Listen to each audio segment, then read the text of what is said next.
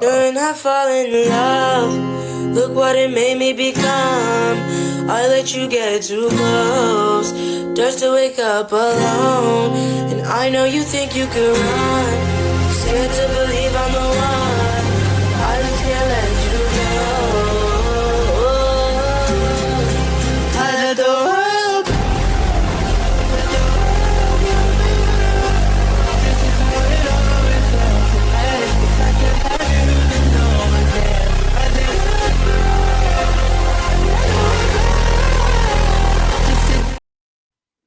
Ladies and gentlemen, we are here to talk about Stranger Things. In lieu of the upcoming 5th and final season of this epic series that is on Netflix, it's coming out November the 26th. If you don't know, of Volume 1. Volume 1 comes out the 26th, Volume 2 comes out December the 25th, and the final round, which will be in the movie theaters, which is the very last episode, will be on New Year's Eve. So, what we're going to be doing is giving a full recap. Spoilers ahead. If you haven't seen it, you should have already. I mean, heck, the intro was very spoilery, so I apologize for that.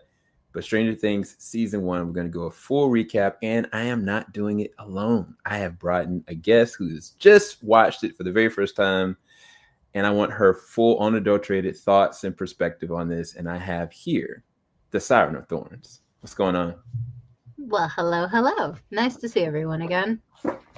Insane. So I couldn't imagine rewatching it or watching it for the very first time now because there's so much hype kind of just been built off of this show.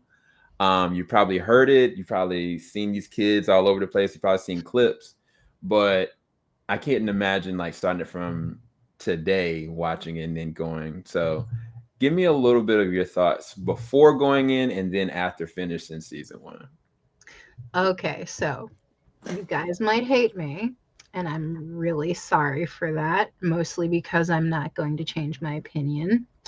Did not care for Stranger Things at the start. Like, I had absolutely no interest. Couldn't tell you anything about anything of the show, and absolutely did not understand why they were calling the creature a Demogorgon, which now it makes more sense because there are similarities in the attributes. Maybe not all the way, but some of the way. But enough to work. Interesting. So now that you've seen it, and now you know Mike, Dustin, Lucas, 11, the whole entire crew, how do you tailor it as far as the genre of horror? Like, what do you kind of look at this? Like, where does it fit in the mold of? Because it's some similarities to some things that I'm going to show pictures of in a little bit, but where do you kind of connect it to? Where are the connector dots for you? Well, I don't know if I could quite pitch it as horror. It's more suspense thriller, even sci-fi, if you really want to get fully into it. Now, there are murders in sci-fi, but they're not the entire situation of it. Like, even, may I do a spoiler? Yeah, all spoilers. So, even in the sense of Barbara's death, yes, murder counts as horror, but also it's not murder because the Demogorgon's just doing what any, predator prey situation would create, where one feasts, one falls. So her death wasn't played out. You didn't see like, it wasn't a shower scene, and there wasn't just trails of entrails and blood everywhere. Everything was very compact, very tight together. Yeah. Even her decomposing body was still in perfect condition. I mean, what you could consider perfect condition regarding something that's technically a bloated corpse. Right. One thing I will say is that they use a lot of interesting blocking, like old school methods of like how to be horror but not, to your point. because even like the first death is, you know, somebody running out of the lab and they just get snatched up, but you don't see it, right? You don't, it's not an over abundance of blood. And it also is very quick and it transitions straight to the kids right after that. To your point, even with Barb, you know, we see her get dragged into the pool, but we don't know until the next episode that she's officially dead. And they don't hone in on that body for a very long amount of time. And so I think that they try to keep it very tight. And I think it's very intentional. It's more so about kind of getting us through navigating where this is actually happening. But I think that where it gets very horror-esque is with Will. Will was just an unsuspecting kid riding his bike. Everything seemed cool. He was leaving D&D, and all of a sudden his lights on his bike starts flickering. He's just trying to get to his house to open the door, and he notices somebody is at his home. And he has enough wherewithal to go to his barn, get the gun, get ready, and then the thing disappears. In some kind of a way, he still gets snatched up. And all we see is this weird hole just closing up. Made no sense at all. And I thought that from everything with what Will went through from the beginning to the end is more so the horror side of it, because you don't really know what's happening to kids. And I think maybe the first 4 episodes, you don't really know what happened. Because for all purposes, you're like, maybe they're crazy. You would think that like, oh, maybe Joyce is actually freaking losing her mind because she's looking at these lights and we don't know. We can't connect the dots to know what else going on. So I think there are more people who watch this who are like me than who are just letting the story lead them. So I always lead with an idea of inference of what's going on. So I was reading a play-by-play in my own head of what's going to happen next before watching what happened next. And I was just like, okay, I like the pacing of that. I like that. I don't like that. I feel like that was just unnecessary filler. Like a lot of it just seemed very, what's the word? I get it. When you're starting a first season, you kind of need the hooks. You need the glitz, the glamour, the glow, the way to get everybody involved, right? Mm-hmm.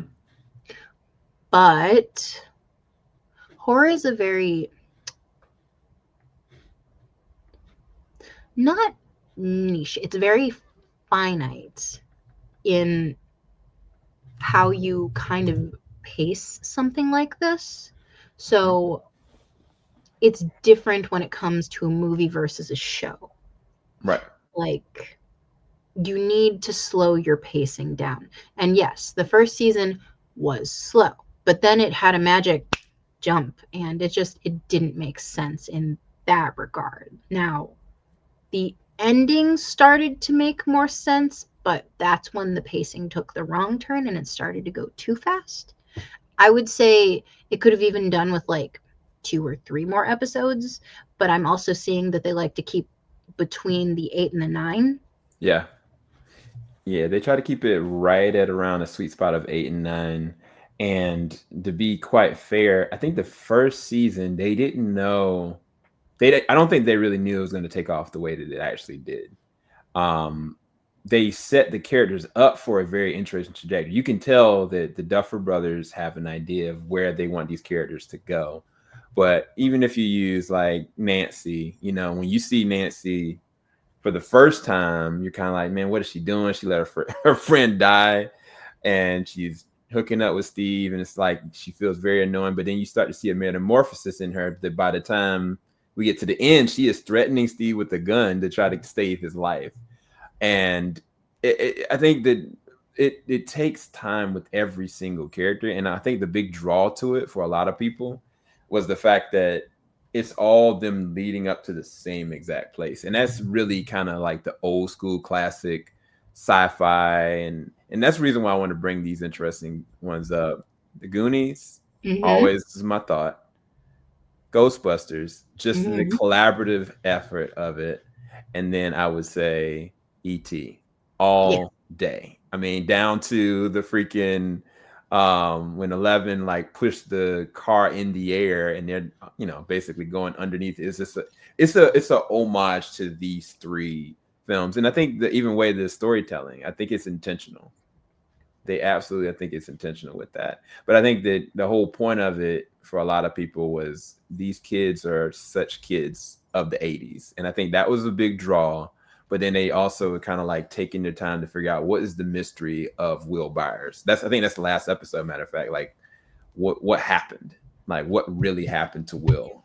And I think when we finally see Will in the Upside Down, it feels like there's a whole different story that we just were not anticipating because we hadn't gotten there yet. We don't know what was going on outside of, I think, when Nancy and who was it?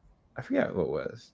Are you talking about Nancy and Jonathan or Nancy and Steve and Jonathan? Or are you talking about Joyce and Hop? It was Nancy and Jonathan, and they had went into the Upside Down. They went through the tree, and you had no idea what. Like my first time watching, I was like, "What is going on?" Right? And they get over there, and it's like this is the same exact world, but they went through a tree. Like, what is this portal? How did they get there? And I think that's where the trajectory of the show went a different way. You just really didn't know what was really happening. And I think that thrilled a lot of people at that time. Now, I think they went with a bit of cheese for it. Oh, yeah, for sure. And it's, again, gonna sound mean, but I will not be changing my opinion. Which did help bring the story back to center because I feel like they realized that the story that they wanted to tell was getting glossed over by all this nonsense about the regular everyday that, yes, obviously it's happening, but just doesn't matter. Like, the Upside Down is what matters. 11 is what matters. Will is what matters. Joyce is absolutely what matters because she is what bridges the gap originally.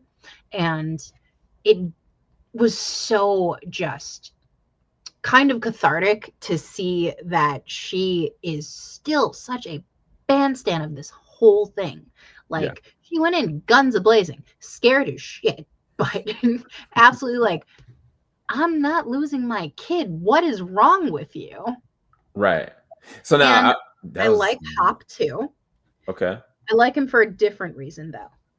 I like that they took his character in an opposite direction of what he was spearheaded as. Like the drunken cop with the power tripping. Just like, yeah. The brief explanation of his background really helped to show what his character is like, his tenacity, his stick-to-itiveness. Mm-hmm. Yeah, the interesting thing about Hop is, like you said, you were thinking he's just going to be this small town cop that's not going to listen to the kids. He's not going to give them the time of day. But then you realize, oh, he's actually a good cop. Oh, well, actually, the reason why he's drinking is because he lost his daughter. And there is a intimate connection there between when 11 comes onto the scene and she finally trusts somebody. He offers her some egos and a good meal and works with her for him to die. And then, she's on the run. It's very interesting how I feel like they intentionally plotted out 11 and Hop's story. It seemed just so intentional. And with Joyce, to your point, as crazy as Joyce sounded, and the only thing I didn't like in the first season was when Joyce gave her ex the time of day to make decisions in their life. But I can understand it because that was the first time she kind of like let her guard down to maybe believe that Will was dead because of the body. But then I love the fact that Hop and her went to oh yeah, this is not it. And it adds volumes to them as characters. Each character by the end of the season are kind of elevated to a way that you really respect and are rooting for. And I thought they did a really good transition, specifically with Joyce and with Hopper, because I really truly didn't understand the numbers, or not the numbers, the letters and the lights. But I was like, we're going to figure this out, Joyce. Every time she gets those phone calls and the phone was zapping, I was like, what? No, y'all are torturing this poor woman. So here's a fun little thing. This is actually not a super uncommon thing when it comes to, we'll call it extraspectral presences. If something is strong enough, it can in fact affect your electricity because it's all floating through the air. You are what? Yeah. Elaborate. Break that down a little bit. Okay, so think about it like this. You rub your feet on the floor. Okay. You create a static shock. Correct. You've turned yourself into a conduit. You carried the electricity to a point where you could somebody else. Correct. So electrostatic discharge is happening from a different plane of existence. Pretty much, yes. I've watched this show for a very long time. You guys never heard anybody even break that down like that. But I'm with it. I like that explanation. There are characters that I kind of did not like. I didn't like Steve's crew, honestly, but I also realized that they had to exist to frame Steve in the way that he's being built to be. Because in the very beginning, I didn't know what kind of person Steve was. Annoying. I was like, he seems like a douchebag. He's using Nancy. He just was kind of like, the small town jock that, just was the pretty boy. But the interesting thing that made me respect Steve is at a certain point when Nancy, held the gun at him at the very end, like, yeah, this is for your own good. You need to leave. He had all reasons. He could have just dipped. And I think that there were moments where I kind of felt like he got into the fight with his crew because of what they did with Nancy. Even though he was jealous of Jonathan, like, he didn't directly try to do something on him. But when he left and then decided to come back, I realized, oh, he actually really does care. So he's got a soul. Like, he maybe has an interesting arc. But his character and the people around him initially, I was like, I hate Steve. Initially, that's kind of how I felt. But that changed. That changed really quickly. So my position on Steve was I didn't care about him or his nonsense. Mm-hmm. And I like the non-romance between Jonathan and Nancy. It feels like, this is going to sound crazy to use this word for anything that's going on in Stranger Things. It feels like a healthy relationship. It feels like a healthy friendship. Now, is it born of probably some of the most traumatic and insane things that a child is going through? Yes. Yes, it is. The loss of a brother, not to death, but to be taken by a flower-faced demon monster who has not eaten them yet and is more so chasing them around for sport. Yeah. And then just the absolute... I get a lot of people were really hopeful that Barb was going to be... She was never going to be alive. Like, that was never going to happen. That was never going to be the thing to happen. Why? Because it's classic when somebody's crawling out of the pool. They don't make it. They never make it. Right. When they get dragged back in, that's it. Or if they lose a limb or anything like that, that's it. It's bye-bye. And I don't have anything against Barb. I think she was sweet. And she really was doing her best to keep... She wasn't even planning to leave. She was waiting it out for, Nancy to come to her senses. Like... Yeah, I'm not even gonna lie. So when Barb died, it hurt me. I ain't gonna lie. Because I was kind of like, I could see myself being that friend, just being the wing person and realizing, oh, this is a bad move. We need to dip. And then that person just leaving me outside and like, man, I can't leave because I need to get them out if need be. Then they dying, like, because of Nancy, for Nancy. Now, I was going to ask you, what did you think about the Wheelers, like her parents, like her mom, her dad, Mike's mom and dad? What did you think about them? The mother I could get behind. The father was just a figurehead. He was an idiot. Thank you. My son with a girl? Oh, you have a wife, sir. You have a wife and 3 children, in case you forgot about this. That man, never mind. I'm gonna keep my mouth shut. But I agree with you. I think that she was really trying to create a safe space for Nancy to talk with her after what happened. And it was just, I don't know, Nancy was going through a literal metamorphosis because she had to quickly move between 3 different levels after what happened to Barb. Well, she also didn't know what happened to Barbie. She was hoping, praying, everything for Barb. Like, when she realized, the minute she heard about the car just being gone, she's like, okay, what is going on here? Which means, now, I didn't think about this part before, it makes me believe that they were already aware that Barb was dead. Who? That's why they had to move her car. Who? The town? I don't. I call them the Mad Scientist Brigade. Oh yeah, no, absolutely. It's cover up. The whole freaking town, like, for that season, the fact that they had a dummy body that was believable enough to pass for a biopsy, it tells you everything you need to know. Like, this is foolishness. So See, yeah, they're covering up a lot.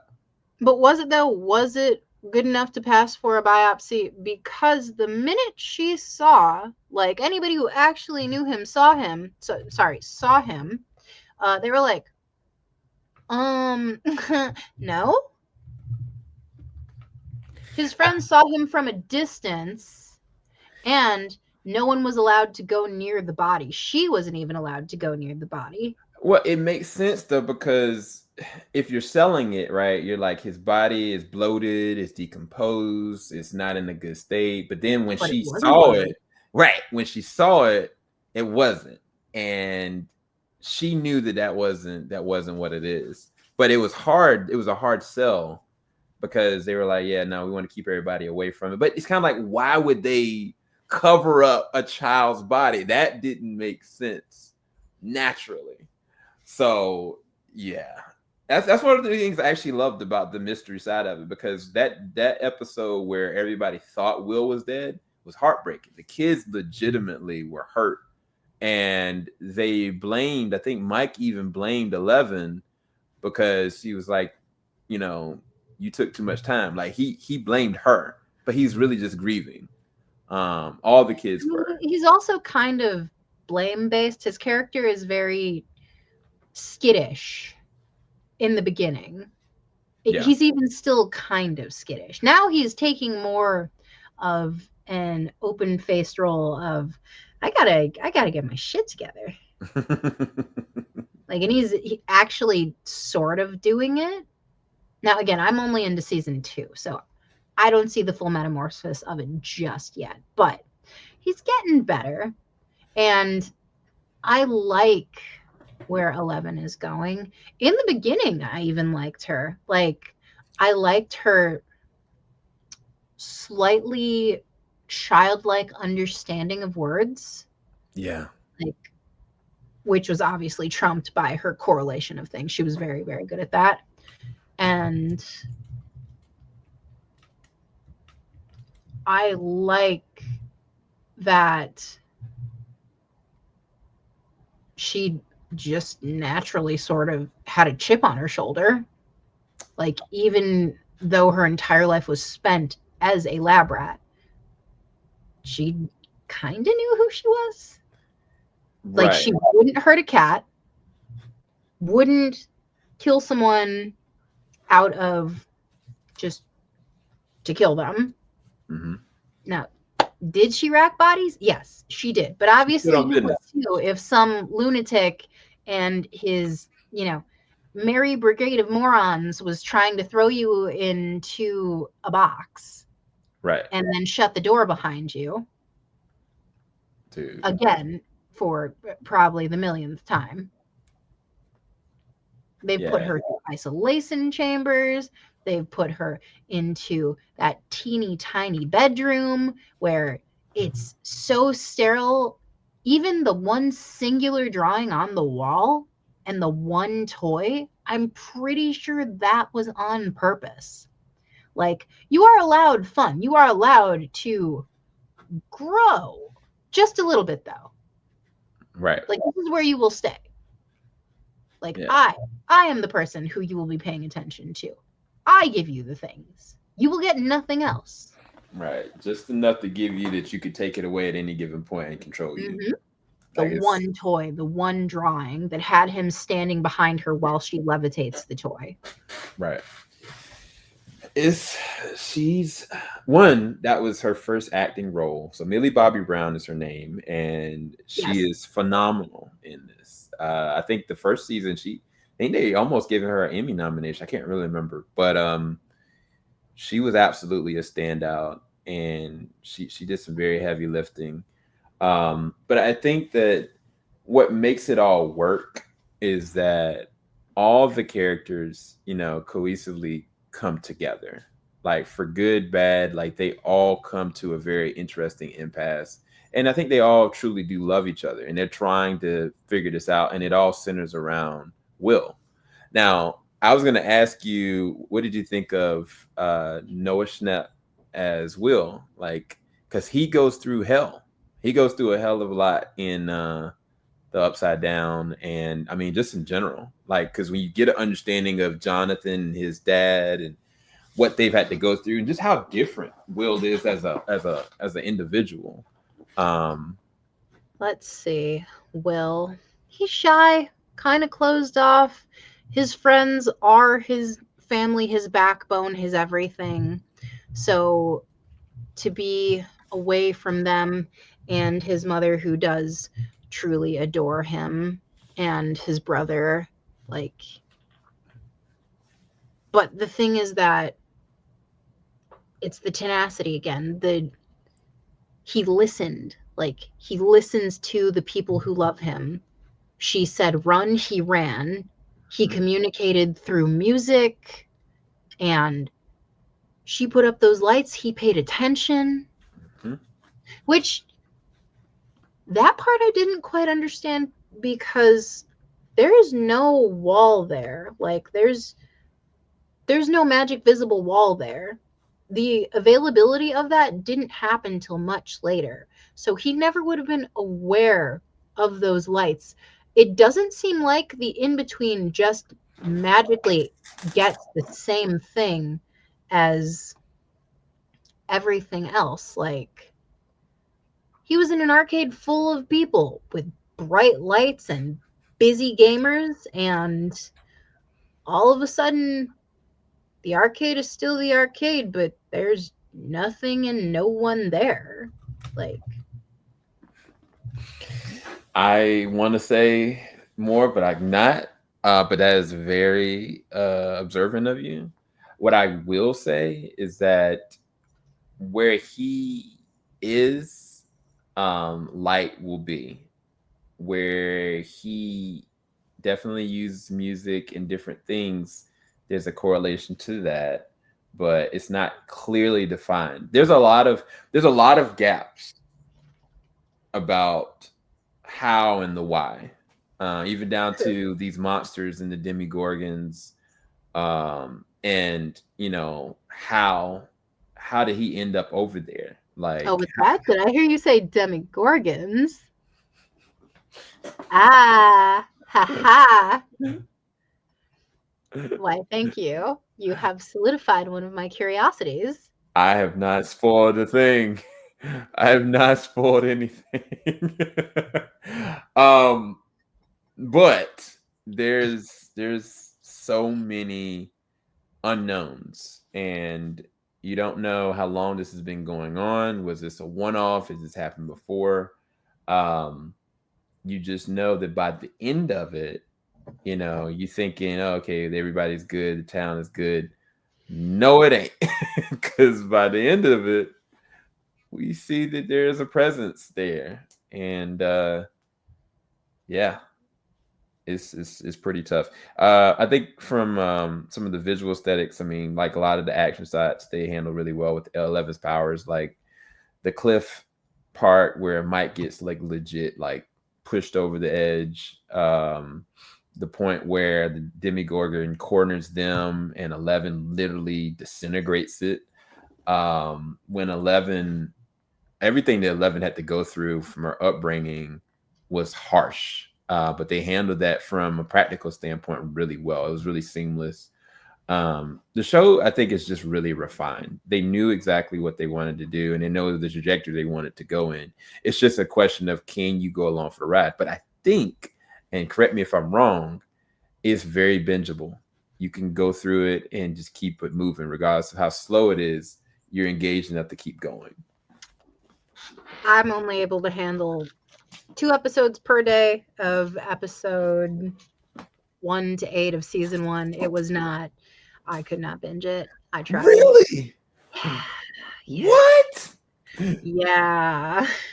I'm a hypercritical person when it comes to things like this. What? I'm Yeah. actually really surprised by that. But I'm a good reviewer, so it's all right. No, you are. You're actually breaking this down really well. But yeah, we'll go ahead and conclude. I'll leave you with the floor for concluding thoughts and rating from A to F on season 1. Okay, so in brief, I would have to say that my conclusion of season 1 was it wrapped up pretty tightly. It was good. It felt like the flow, again, was a little fast towards the end, but they had a point to get across, and they wanted to so that they could move on to season 2, which is understandable because more is going on in season 2 than season 1. Now, if I'm going to give it a rating, and we're going from the alphabetical scale, I'm going to stick it with, we're going to go with a C+ currently. I will refine my recap and review and totaled out grade later on. Fair. I think that's fair, you guys. Again, I want this to be like a true review, and I think it's good to get somebody that's literally just watched this in real time. So that is our exclusive recap and review of season 1. We will be back for season 2. And we're going to go all the way through up until November the 26th. Hopefully. We'll see. I'm not going to put too much pressure on you. We're going to get through as much as we can. That's what we're going to do. We're going to get through it. We set a trajectory. We got it. That's all there is to it. Look, she said it. I didn't. But yeah, where can everybody find your content? So if you would like to find me, you can actually see my name right there, the Siren of Thorns, not Thrones, Thorns. You can find me on TikTok, possibly YouTube. I haven't quite decided. I'm joking. I have a YouTube channel. There's nothing on it yet, but it's there. And eventually there will be an audiobook space, and I'm going to be making audio recordings that you can purchase. You can even request certain stories. Really, it's all just everything. I like anything that deals with auditory. So ask and you shall receive. But at present, I'm mostly on TikTok. You heard it here first, you guys. We will be back for season 2. Until next time, thank you guys for watching. Peace, everybody. Bye. Falling off the top